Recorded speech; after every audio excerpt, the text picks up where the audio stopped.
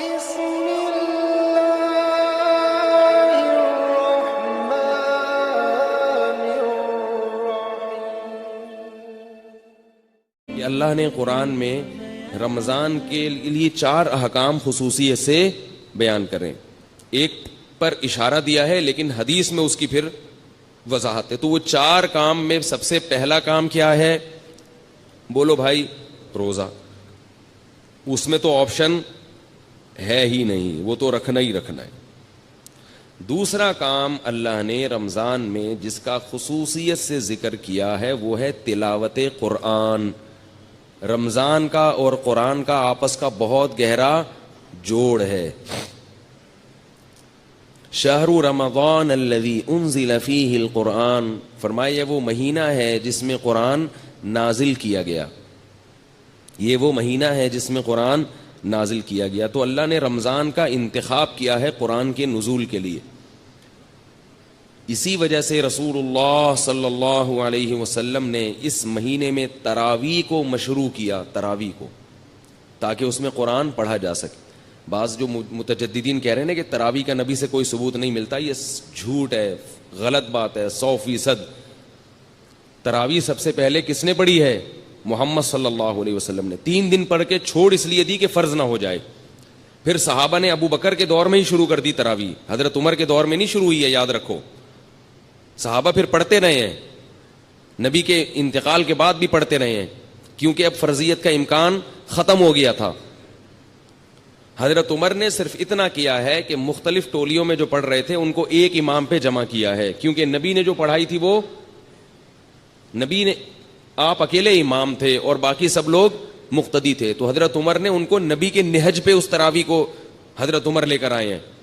اس پہ تو 2 کام میں نے بتا دیے۔ دوسرا کام کیا ہے؟ تلاوت، اور اسی کے لیے نبی صلی اللہ علیہ وسلم نے تراویح کو مشروع قرار دیا۔ پھر آپ صلی اللہ علیہ وسلم حضرت جبریل کے ساتھ رمضان میں قرآن کا دور کیا کرتے تھے، تو اس لیے رمضان میں رات کو تراویح بھی پڑھنی چاہیے اور دن میں بھی تلاوت کا اہتمام کرنا چاہیے۔ تیسرا کام جس کا حدیث میں ذکر ملتا ہے اور قرآن نے اشارہ بھی دیا اس کی طرف، وہ کیا ہے؟ صدقات و خیرات کی کثرت۔ روزہ رکھنا آسان ہے، مال خرچ کرنا مشکل۔ آج کل لوگ منتیں جو مانتے ہیں نا کہ میرا یہ کام ہو گیا تو یہ کروں گا، یا خواتین جو منتیں مانتی ہیں، نماز روزے کی تو منتیں مانی جاتی ہیں، پیسے خرچ کرنے کی منتیں نہیں مانی جاتی۔ دکھتی رگ پہ ہاتھ رکھا کہ میں نہیں رکھا؟ میں نے پیسے خرچ کرنے کی منتیں نہیں مانی۔ پیسوں سے ہمیں بہت محبت ہے، اور اللہ نے جہاں نماز کا ذکر کیا وہاں مال خرچ کرنے کا ذکر ساتھ ساتھ کیا۔ اس سے پتہ چلتا ہے کہ اللہ کو کنجوس نمازی پسند نہیں ہے۔ تو ہم اس نوٹ سے دل نہ لگائیں، اس پراپرٹی سے دل نہ لگائیں، رکھیں، مگر ساتھ ساتھ اللہ کی راہ میں خرچ بھی کیا کریں۔ آپ کو پتہ ہے کہ پہلے صوفیاء کرام کی جو خانقاہ ہوتی تھی، آج کل چند ایک کو چھوڑ کے اچھے لوگ بھی ہیں تصوف میں، الحمدللہ انہی کی برکت سے آج یہ دین قائم ہے۔ ہم بھی اسی تصوف کے سلسلے سے جڑے ہوئے ایک نالائق ہیں جو آج یہاں بیٹھ کے ٹوٹا پھوٹا دین کا کام کر رہے ہیں۔ تصوف پر رد ہرگز مقصد نہیں ہے، کسی کا مذاق اڑانا مقصد نہیں ہے، لیکن بہت سی خانقاہیں کھانے پینے کا ایک ہوٹل بنی ہوئی ہیں، لنگر فری کے چل رہے ہیں، اور مریدین آ کے پڑے ہوئے کھا رہے ہیں، کھا کے گردنیں موٹی ہو رہی ہیں۔ جب ان سے پوچھا جائے کہ تم یہاں کیوں پڑے ہوئے ہو تو کہتے ہیں ہم اصلاح کرنے کے لیے آئے ہوئے ہیں۔ ہم کیوں آئے ہوئے ہیں؟ اصلاح کرنے کی۔ چلو پھر بسم اللہ کرو، کھانا کھاؤ۔ پھر وہ سیٹ کوئی وہ لے آیا، دیگ لے آیا بریانی کی۔ تو بھائی کوشش کیا کرو جتنا ممکن ہو کھانا اپنے پیسوں سے کھایا کرو، اس سے اصلاح زیادہ ہوتی ہے۔ دوسروں کے پیسوں سے کھانا کھانے سے اصلاح بولو نا کم ہوتی۔ اور اگر خانقاہ میں ہو تو کوشش کرو کھاؤ ہی نہیں، روزے رکھو، کیونکہ روزے رکھنے سے جو اصلاح ہوتی ہے وہ کھانے سے نہیں ہوتی۔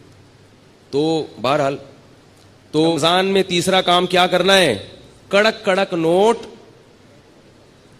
بولو اللہ کی راہ میں، بولو نا، جملہ مکمل کریں، آدھا کام اسی سے ہو جائے گا، بولنے سے ہو جاتا ہے۔ کڑک کڑک نوٹ اللہ کی راہ میں خرچ کرنے ہیں، اور شیطان کہے گا کیا کر رہے ہو، اتنی محنت سے کمائے ہیں، اتنی محنت سے کمائے ہیں, کیسے دے دوں؟ دیکھو نبی نے کیا فرمایا, بہترین صدقہ کون سا ہے؟ دل تھام کے سنیں یہ حدیث. بہترین صدقہ کون سا ہے؟ فرمایا تأمل الغنا وتخشى الفقر.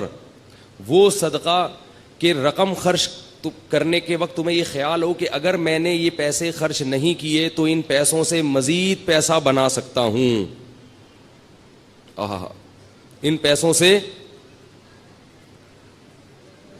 مزید پیسہ بنا سکتا ہوں. تأمل الغنا, امید ہے غنا کی کہ یار یہ اگر میں نے روک لیا نا تو ایسے مواقع آئیں گے جن میں انویسٹ کر کے نوٹ پہ نوٹ چھاپ لوں گا. تو اس پیسے سے انسان کو زیادہ محبت ہوتی ہے. دوسری چیز اس میں یہ ہو, تخشى الفقر, اگر ابھی خرچ کیا تو موجودہ حالت سے نیچے بھی آ سکتا ہوں.